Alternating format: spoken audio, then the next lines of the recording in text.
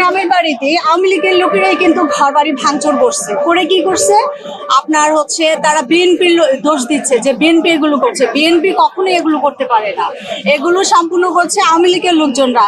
এটা হঠাৎ করে একটা মানুষের বাড়ি ঘর এসব ভাঙচুর করে ফেলে, তখন তার মানুষ খেয়াল করে না যে মানুষের চেহারা দেখে তো আর অনেকে চেনা যায় না যে এই লোকটা কি বিএনপি নাকি আওয়ামী লীগ। কিন্তু আওয়ামী লীগের লোকজনরাই বিভিন্ন জায়গায় ঘর বাড়ি ভাঙচুর করতেছে, সেটা হচ্ছে বিএনপির উপর দোষ আসতেছে। কিন্তু বিএনপি হচ্ছে আপনার বাংলাদেশের মধ্যে আওয়ামী লীগ আর বিএনপি হচ্ছে সবচেয়ে ভদ্র নম্র একটি দল।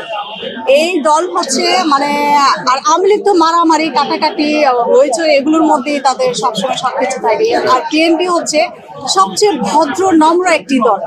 তো আমরা আশা করি যে আবার বিএনপি আসুক, আবার আমাদের পাশে আমাদের জন্য ভালো কিছু করুক।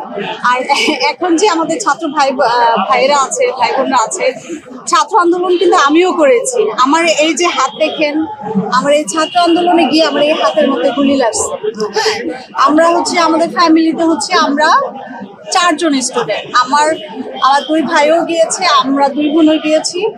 আর আমার উপদেষ্টা ভাইরা যে কাজগুলো করছে, দ্রব্যমূল্যের দাম কমাচ্ছে, তারপর হচ্ছে ঢাকা শহরে জ্যাম মুক্ত হচ্ছে, তো এগুলো অনেক ভালো লাগছে। তো আগের চেয়ে এখন আরো মানে জনগণ আরো শান্তিভাবে নিঃশ্বাস নিতে পারে।